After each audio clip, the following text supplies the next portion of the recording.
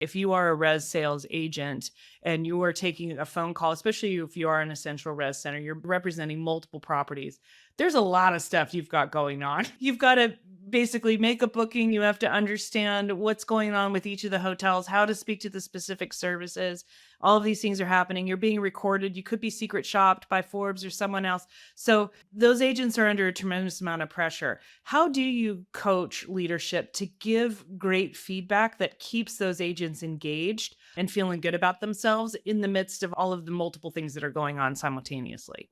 Yeah, so I think it's a couple things. One, in the 30 days following the on-site work that we do, I'm only looking for positive things. Order 2 to 3 things in every single call that went well. And sometimes it's as simple as, hey, you answered the phone, great job. Because that could be it. That could be the only good thing. I will tell you though, from providing feedback to a lot of people, typically people are harder on themselves than you're going to be on them anyway. So I'm sitting down with an agent to say, hey, what do you think went well in that call? And they're saying, nothing.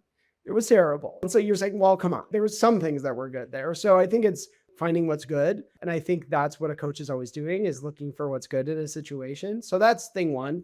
And then I think the mistake leaders make is trying to do too much, saying, well, here's the 10 things I think you could do. And so I really try to focus on one thing, maybe 2 things that are really key initiatives that could really A, improve the conversion, but B, make the agent feel more comfortable and confident that they're doing it well. And that goes back to that criteria, right? A lot of the providers in the space, and I'm not speaking about quality assurance, right? I want to talk about Forbes and LQA too, because I think there's an easy way to solve that problem that most hotels have. How do I nail the Forbes shop, but also not create robots? And there is a happy medium there. It is possible. But a lot of the criteria that's in the space today is 40, 50 point criteria. And I think that's part of the model, right? For a sales training person to come in year after year, they have to overcomplicate the criteria because they have to teach you how to navigate it. But really, we've been able to put a 5 point criteria in place, very simple criteria, bake Forbes and LQA into the cake so that if you're following the process, you're already using the guest name.